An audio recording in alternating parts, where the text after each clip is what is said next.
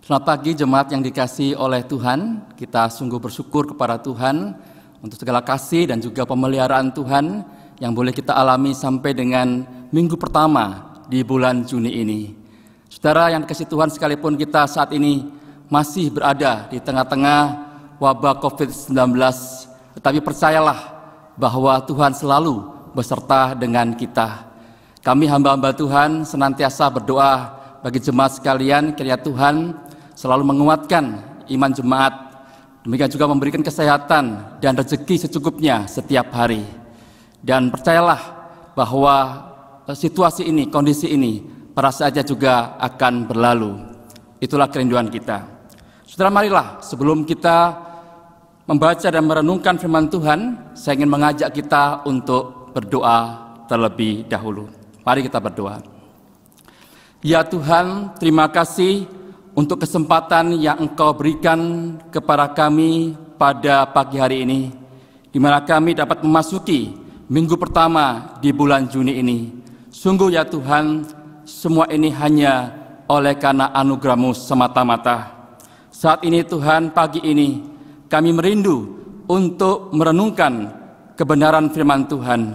Bila Tuhan menerangi hati kami dan pikiran kami, supaya kami boleh memahami kehendak Tuhan dengan benar.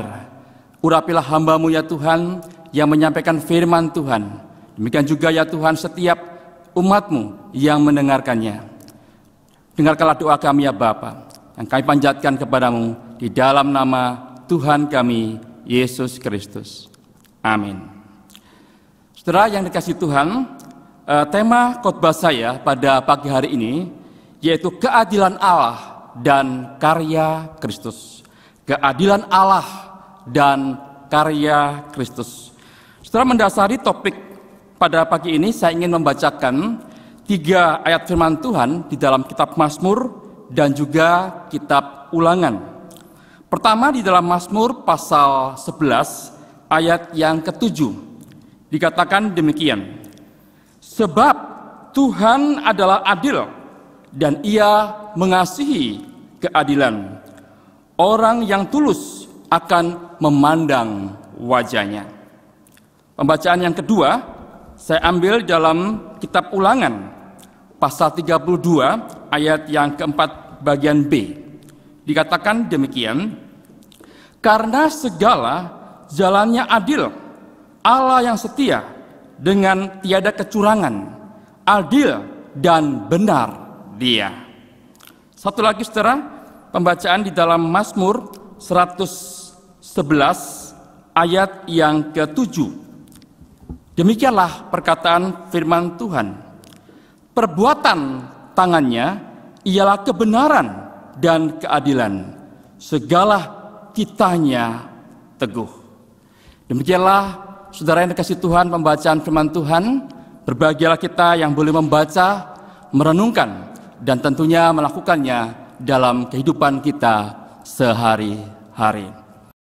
Saudara, di tengah-tengah kondisi dunia yang masih terus berjuang melawan COVID-19, kita sungguh prihatin saudara dengan melihat bagaimana kondisi demo besar-besaran yang terjadi di Amerika baru-baru ini.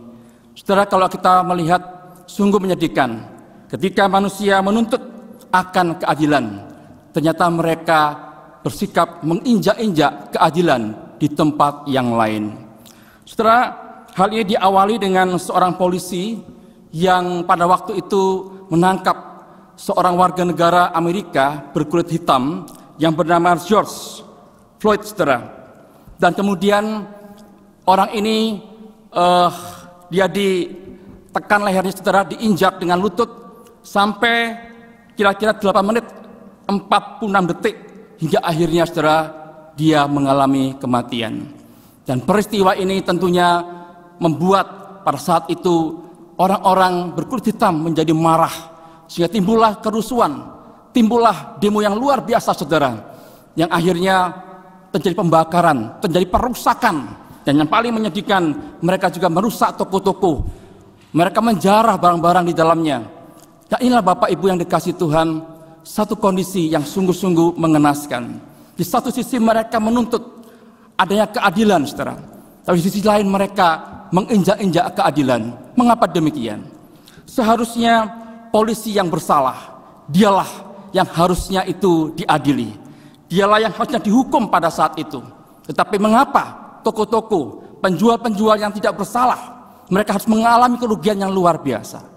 Nah inilah saudara yang dikasihi Tuhan, kondisi yang benar-benar memprihatinkan dari keadilan yang diperjuangkan oleh manusia di muka bumi ini.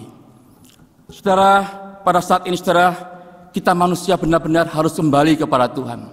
Benar-benar harus sadar siapa jati diri kita. Kita ini diciptakan segambar dan serupa dengan diri Allah. Allah itu maha adil, maka seharusnya manusia itu hidup di dalam keadilan, hidup di dalam kebenaran. Allah itu sungguh berlaku adil seadil-adilnya di dalam setiap keputusan dan perbuatannya. Saudara, kalau kita membaca dalam Alkitab, maka kita akan menemukan banyak ayat firman Tuhan yang berbicara tentang keadilan Tuhan. Tadi telah kita baca di dalam Mazmur 11 ayat yang ke-7. Dikatakan sebab Tuhan adalah adil dan Ia mengasihi keadilan. Juga dalam Ulangan 32 ayat yang ke-4. Karena segala jalan Tuhan adil adanya. Segala jalan Tuhan adil adanya. Nah, saudara yang dikasihi Tuhan, itulah Tuhan kita, Allah yang maha adil. Tidak ada kecurangan di dalam diri Allah. Namun demikian saudara, di dalam hidup sehari-hari masih banyak orang yang mempertanyakan berkaitan dengan keadilan Tuhan ini. Bila Tuhan itu adil, mengapa saya diciptakan oleh Tuhan sebagai manusia dengan berkulit hitam, sementara yang lain itu berkulit putih? Kalau Tuhan itu adil, mengapa saya diciptakan Tuhan dengan wajah yang jelek, sementara yang lain itu tampan dan cantik? Kalau Tuhan itu adil, mengapa saya diciptakan Tuhan dengan tubuh yang cacat, sementara yang lain itu sempurna?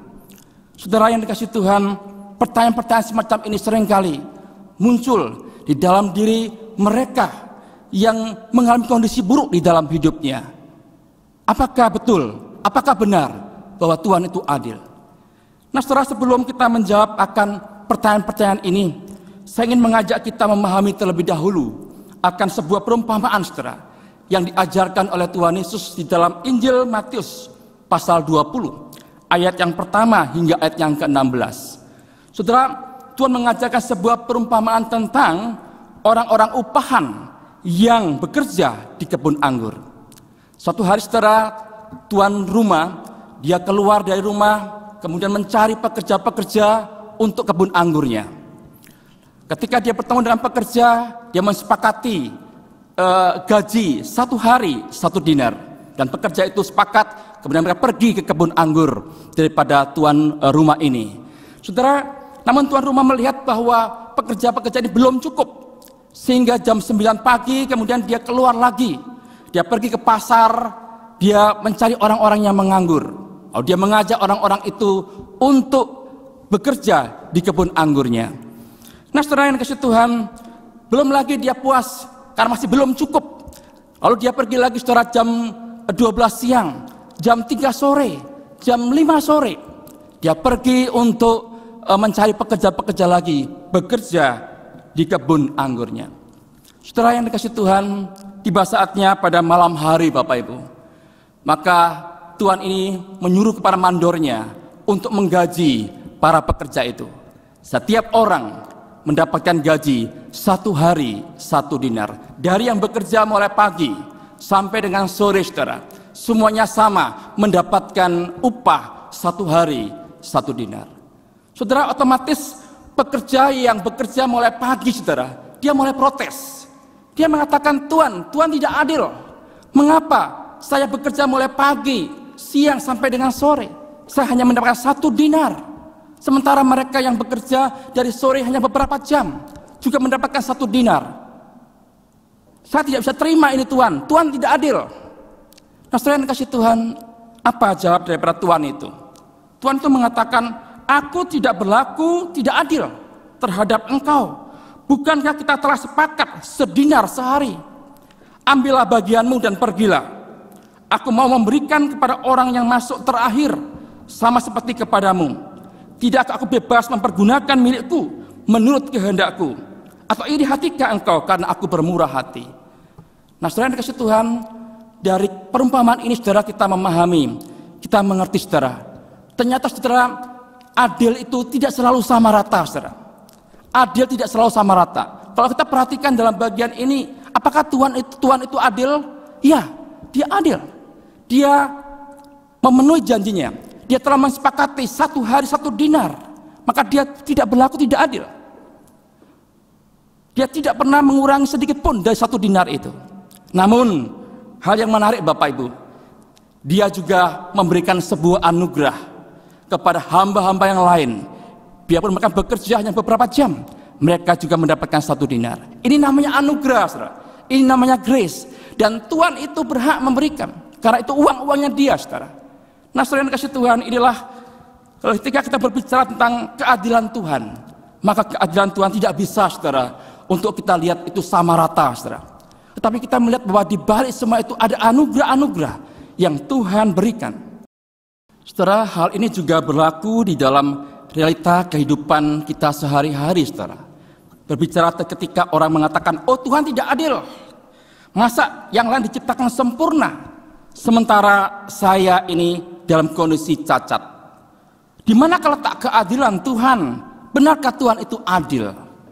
Nah, selain kasih Tuhan untuk membantu kita memahami keadilan Tuhan, coba kita saksikan sebentar satu video singkat ini, saudara.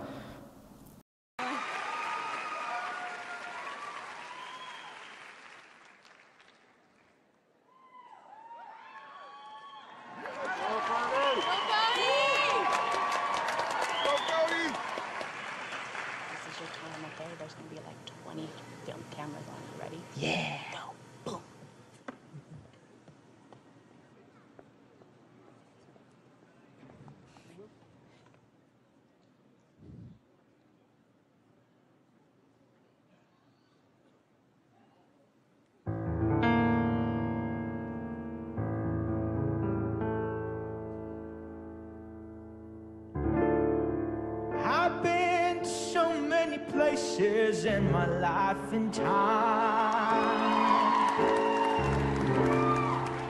I've sung a lot of songs and I made some bad rhymes. I've acted out my life in stages, 10,000 people watching, yeah. We're alone now, I'm singing this song to you.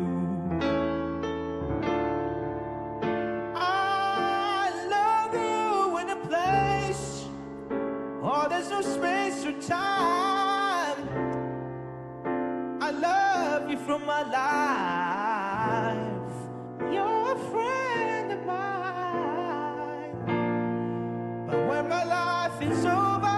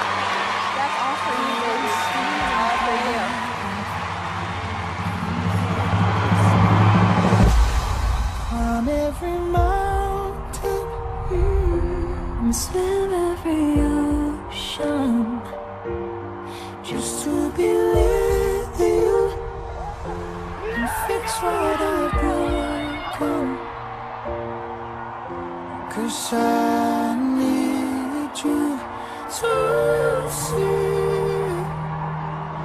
that you are the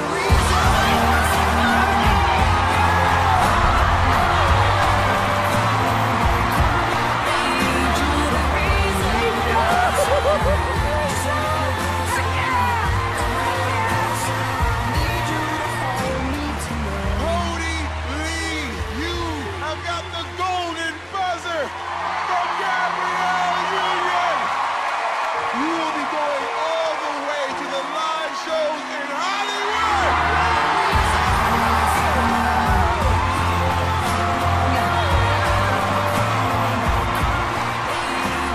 Okay, this is Simon. Yes, Simon. I'm so proud of you. That's quite amazing. Thank you. Brody Lee! Saudara yang dikasih Tuhan, Cody Lee, saudara, seorang penyanyi yang buta dan autis. Ya, kita lihat tadi di dalam tayangan video bagaimana dia dalam kondisi yang buta, ditambah lagi autis, saudara. Namun luar biasa, Tuhan memberikan satu kelebihan kepada dia yang belum tentu dimiliki oleh orang lain. Dia mampu bermain musik dengan baik, dia memiliki suara yang bagus, dan semua orang terperangah, orang kagum, orang heran dengan Cody Lee. Seorang yang cacat seperti ini memiliki kemampuan suara yang bagus. Dia membanggakan mamanya, ibunya, saudara, pada saat itu. Dan dia dicintai oleh banyak orang. Mereka naik ke panggung memeluk dia. Nah, saudara yang dikasih Tuhan, itulah keadilan Tuhan. Di satu sisi dia cacat, di satu sisi dia autis, dia buta. Di sisi lain, saudara, ada kelebihan yang luar biasa. Saudara yang dikasih Tuhan, sekali lagi, keadilan Tuhan tidak bisa disamaratakan. Allah itu begitu dinamis, Allah itu begitu kreatif, saudara. Namun dia adalah Allah yang tetap adil sampai selama-lamanya. Saudara, selain itu seringkali juga keadilan Tuhan itu dipertanyakan, saudara. Saat melihat hidup orang fasik ataupun orang dunia lebih beruntung dibandingkan dengan orang benar. Saudara, seringkali orang bertanya, mengapa hidup orang fasik lebih enak? Mereka lebih nyaman, mereka lebih sukses dibandingkan dengan orang benar. Di mana letak keadilan Tuhan? Saudara, pemazmur juga pernah mengungkapkan perasaannya seperti itu, saudara. Di dalam Mazmur 73 ayat 3 hingga ayat 14. Coba saya bacakan, saudara, bagaimana ungkapan daripada pemazmur. Dia mengatakan, aku cemburu kepada pembual-pembual.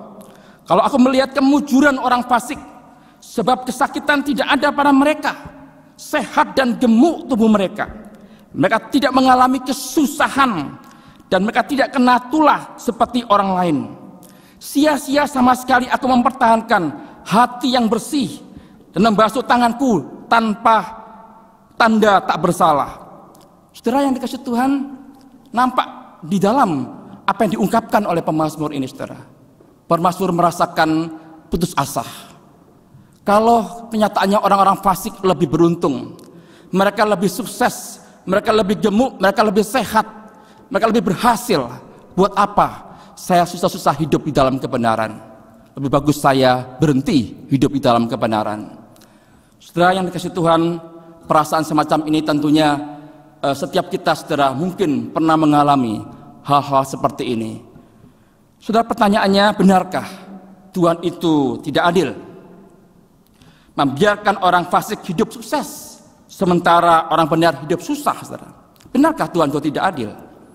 Saudara, dalam hal ini kita tidak bisa menilai keadilan Tuhan itu, saudara, hanya berhenti sampai di dunia ini. Apa yang terjadi di dunia itu belum final, saudara. Itu belum akhir. Masih ada hari penghakiman terakhir. Dikatakan di dalam 2 Korintus pasal 5, saudara, ayat yang ke-10 demikian. Sebab kita semua harus menghadap takhta pengadilan Kristus, supaya setiap orang memperoleh apa yang patut diterimanya, sesuai dengan yang dilakukannya dalam hidupnya ini, baik ataupun jahat. Demikian juga dalam Roma, saudara, pasal 2 ayat 6-8 dikatakan demikian. Tuhan akan membalas setiap orang menurut perbuatannya, yaitu hidup kekal kepada mereka yang dengan tekun berbuat baik, mencari kemuliaan, kehormatan, dan ketidakbinasaan. Tetapi murka dan geram kepada mereka yang mencari kepentingan sendiri, yang tidak taat kepada kebenaran, melainkan taat kepada kelaliman. Nah, saudara, dari ayat-ayat yang saya bacakan, saudara, maka kita mengerti bahwa sesungguhnya, saudara, akhir kehidupan orang fasik itu bukan hanya bukan di dunia ini, Bapak Ibu, tetapi sesungguhnya mereka diperhadapkan dengan penghakiman kekal, penghakiman yang seadil-adilnya, yang akan mengadili segala dosa dan kesalahan mereka. Nah, inilah, saudara, untuk kita, janganlah kita iri hati dengan orang-orang fasik. Setiap perbuatan mereka harus dipertanggungjawabkan di hadapan Tuhan. Saudara, sampai dengan di sini ada satu pertanyaan penting, saudara, yang perlu kita temukan jawabannya, yaitu bila Tuhan menghakimi kita manusia seadil-adilnya berdasarkan perbuatan kita, saudara, kira-kira siapakah manusia yang layak masuk surga? Sekali lagi, saudara, saya ulangi.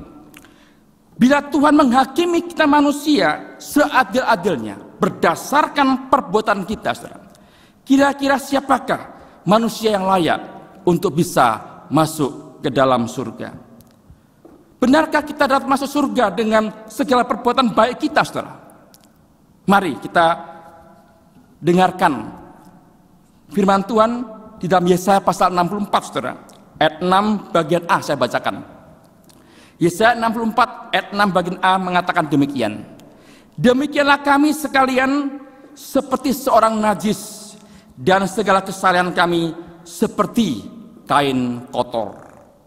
Demikianlah kami sekalian seperti orang najis, dan segala kesalahan kami seperti kain kotor. Saudara, ucapan ini disampaikan oleh Nabi Yesaya. Dia seorang hamba Tuhan, dia seorang pelayan Tuhan, dia penyambung lidah Tuhan. Namun, saudara, dengan jujur dia mengatakan, sesungguhnya kesalahan kami seperti kain kotor.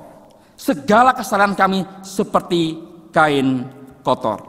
Saudara yang kasih Tuhan, Nabi Yesaya tidak mengatakan segala dosa kami seperti kain kotor, tapi segala kesalahan kami. Saudara, apa itu kesalahan? Kesalahan itu menyangkut ibadah kita, menyangkut amal kita, menyangkut kebaikan kita, kekudusan hidup kita. Semua yang baik dari hidup kita, saudara, itu kesalahan, Bapak Ibu. Dan sesungguhnya Nabi Yesaya jujur, segala kesalahan kami, para pelayanmu, itu bagaikan kain kotor. Saudara, apa yang dimaksudkan dengan kain kotor? Di dalam Yeskil pasal 36 ayat 17 dikatakan demikian. Kelakuan bangsa Israel itu seperti cemar kain di hadapan Tuhan. Apa, saudara, cemar kain? Yaitu kenajisan bulanan seorang perempuan.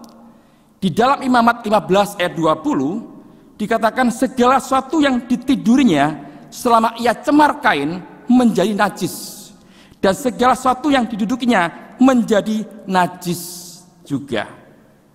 Saudara, melalui pemahaman ini kita mengerti bahwa kesalahan kita manusia ternyata itu masih najis di mata Tuhan, saudara. Ini keadaan kita, saudara. Dengan kata lain, kitab suci pun sesungguhnya, saudara, menegaskan dan mengajarkan bahwa perbuatan baik kita tidak mampu untuk menebus ataupun menghapus kesalahan kita. Saya bacakan di dalam Galatia pasal 2, saudara, ayat 16 dikatakan demikian. Kamu tahu bahwa tidak seorang pun yang dibenarkan oleh karena melakukan hukum Taurat, tetapi hanya oleh karena iman di dalam Kristus Yesus. Sebab itu kami pun telah percaya kepada Kristus Yesus, supaya kami dibenarkan oleh karena iman di dalam Kristus, dan bukan oleh karena melakukan hukum Taurat. Sebab tidak ada seorang pun yang dibenarkan oleh karena melakukan hukum Taurat. Saudara, perhatikan kalimat ini diulangi berkali-kali. Tidak ada seorang pun dibenarkan karena melakukan hukum Taurat. Itu artinya, saudara, sesungguhnya segala perbuatan baik kita, segala kesalehan kita, saudara, segala kesucian kita, saudara, itu tidak mampu untuk menyelamatkan kehidupan kita. Hanya satu, itu iman kepada Tuhan Yesus. Saudara, kita jangan salah paham, jangan kita berpikir, wah kalau begitu saya tidak usah pusing-pusing berbuat baik. Yang penting saya beriman kepada Tuhan Yesus, saya percaya kepada Tuhan Yesus, saya selamat. Saudara, itu pandangan yang salah. Justru ketika seseorang telah percaya kepada Tuhan Yesus, mengenal kasih Tuhan, mengenal pengorbanan Tuhan, mengenal cinta Tuhan, seharusnya dia dari dalam dirinya keluar berbagai macam perbuatan baik untuk menjadi berkat bagi orang lain.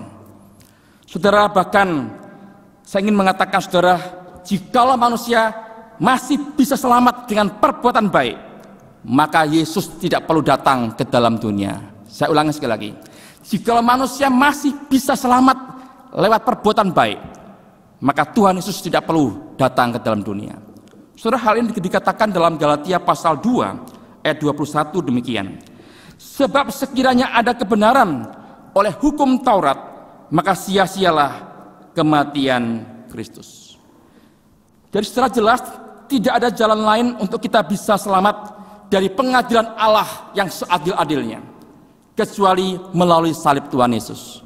Saudara, kematian Tuhan di kayu salib itu, saudara, merupakan hal yang memuaskan tuntutan keadilan Allah. Keadilan Allah hanya dapat dipuaskan melalui adanya hukuman atas dosa manusia, dan itu telah diselesaikan oleh Tuhan Yesus di atas kayu salib. Sehingga setiap kita yang percaya kepada Tuhan Yesus, kesalahan kita telah ditanggung dan dipikul oleh Tuhan Yesus. Saudara, inilah keadilan yang sempurna, keadilan yang sungguh-sungguh maha adil yang Tuhan telah kerjakan dalam kehidupan kita, anak-anaknya. Saudara, ada satu kisah yang mengharukan. Itulah kisah dua orang saudara kembar, saudara, terjadi di Amerika Serikat. Mereka betul-betul kembar, Bapak Ibu. Jadi wajahnya, tubuhnya, ya, itu persis sekali, saudara. Tapi sayang, ternyata karakter mereka itu berbeda. Adiknya dan juga kakaknya punya karakter yang berbeda. Adiknya sejak kecil, saudara, nakal, ya, dan kakaknya itu senang di dalam kebaikan, di dalam kebenaran. Ketika mereka dewasa, saudara, adiknya itu menjadi perampok. Dia melakukan kejahatan, mengambil barang orang dengan paksa, dengan begitu bengis dan sebagainya. Dan sementara kakaknya, saudara, dia menjadi seorang hakim di kota itu. Setelah suatu hari, adiknya itu tertangkap, saudara, karena dia membunuh orang. Kemudian dia diajukan ke pengadilan. Dan saat itu hakimnya adalah kakaknya sendiri. Ketika kakaknya memeriksa berkas-berkas perkaranya, saudara, maka kakaknya melihat bahwa memang dia bersalah. Dia patut untuk menerima hukuman mati. Saudara, akhirnya kakaknya menjatuhkan hukuman mati kepada adiknya. Saudara, malam sebelum hukuman mati itu dijatuhkan kepada adiknya, saudara, sang kakak ini pergi mengunjungi adiknya di penjara. Kemudian dia minta kepada adiknya berganti pakaian dengan dia. Dia mau menggantikan hukuman adiknya, saudara. Dan akhirnya adiknya pun berganti pakaian dengan kakaknya. Dan kakaknya berpesan, sudah ya, engkau berhenti, jangan merampok lagi, jangan lagi berbuat jahat, hukumanmu kakakmu gantikan. Saudara, pada akhirnya, saudara, kakaknya dieksekusi dan kakaknya mati. Dan adiknya bebas dan juga dia mendapatkan keselamatan. Saudara yang kasih Tuhan, itu adalah manusia. Manusia masih memiliki kasih seperti itu, masih bisa berkorban bagi saudaranya, saudara. Terlebih lagi, saudara, dengan Tuhan, dia yang tidak bersalah, dia yang tidak bercacat, dia yang suci, dia yang kudus, saudara. Dia rela untuk mengorbankan nyawa di kayu salib bagi saudara saya, supaya kita dihindarkan daripada murka Allah yang luar biasa. Karena keadilan Allah menuntut hukuman dosa, dan semua itu telah diselesaikan oleh Tuhan Yesus di kayu salib. Dia telah menggantikan posisi kita, dan kita adalah orang-orang yang telah dibebaskan dari kuasa dosa dan juga kuasa maut. Saudara, untuk itulah maka Roma 3 ayat 25 mengatakan demikian. Kristus Yesus telah ditentukan Allah menjadi jalan pendamaian karena iman di dalam darahnya, Hal ini dibuatnya untuk menunjukkan keadilannya, karena ia telah membiarkan dosa-dosa yang telah terjadi dahulu pada masa kesabarannya. Kematian Tuhan di kayu salib memuaskan keadilan Allah. Itulah puncak keadilan Allah yang sempurna terjadi di atas kayu salib. Saudara, dari pengorbanan Tuhan inilah maka kita memahami sesungguhnya Tuhan itu bukan hanya adil, tetapi Dia itu maha adil. Dia di atasnya adil, saudara. Sebab demi keadilan Dia rela untuk mengorbankan nyawanya, hidupnya demi kita sekalian. Berbeda dengan apa yang kita lihat, saudara, pada baru-baru ini. Bagaimana manusia memperjuangkan keadilan, tetapi dengan cara mengorbankan orang lain, menghancurkan toko orang lain, menjara barang-barang orang lain, bukan mengorbankan dirinya demi keadilan. Saudara, untuk itulah maka kita manusia harus kembali lagi kepada pencipta kita, kembali ke jati diri kita sebagai ciptaan Tuhan yang diciptakan segambar dan serupa dengan diri Allah. Allah itu maha adil, maka haruslah kita pun hidup di dalam sikap yang adil dan bijaksana. Kita harus adil kepada anak-anak kita, adil kepada pegawai kita, adil di dalam mengambil keputusan dan lain sebagainya, saudara. Inilah tentunya yang Tuhan inginkan terjadi dalam hidup kita. Dan yang paling penting, saudara, sudahkah kita menerima keadilan sempurna yang Tuhan kerjakan di atas kayu salib? Sudahkah kita menerima, saudara, keadilan sempurna yang Tuhan kerjakan di atas kayu salib? Bila kita masih menolaknya, saudara, tidak percaya kepada salib, tidak percaya kepada penebusan Tuhan, tidak ada lagi jalan di mana kita bisa diselamatkan, saudara. Mengapa demikian? Sekali lagi, firman Tuhan mengatakan segala kesalahan kita, segala kesucian kita, segala perbuatan baik kita itu masih najis di mata Tuhan, tidak sempurna, masih kotor, dikatakan bagaikan kain kotor, saudara. Tidak ada jalan lain. Bila saudara ingin mendapatkan keadilan Allah yang sempurna itu yang menyelamatkan saudara, percayalah kepada salib Tuhan Yesus. Saudara yang dikasihi Tuhan, di akhir daripada khotbah saya pada malam hari ini, saya mengajak kepada kita sekalian, saudara, mari kita hidup seperti Tuhan kita. Kita rela berkorban demi keadilan. Kita rela memberi diri demi keadilan. Kita ingin menjadi berkat. Kita ingin menyaksikan keadilan yang sempurna ini kepada orang lain, supaya mereka juga mendapatkan keselamatan. Kiranya saudara, Tuhan memberkati kita melalui firman-Nya. Mari kita berdoa. Ya Tuhan, terima kasih untuk kesempatan pada pagi hari ini, di mana kami dapat bersama-sama merenungkan akan keadilan Tuhan. Betapa Engkau adalah Tuhan yang adil, Tuhan yang maha adil, bahkan Tuhan yang sudah menyatakan keadilan-Mu di atas kayu salib, keadilan yang sangat sempurna itu. Oleh karena keadilan-Mu Tuhan, kami diselamatkan lewat salib. Terima kasih Tuhan Yesus. Dan biarlah Tuhan kami pun boleh hidup di dalam keadilan itu, adil kepada anak-anak kami, adil kepada pegawai-pegawai kami, adil di dalam setiap keputusan dan juga tindakan kami, supaya hidup kami boleh berkenan kepadamu. Terima kasih Bapa di surga. Inilah doa kami. Di dalam nama Tuhan kami Yesus, kami berdoa dan mengucapkan syukur. Amin.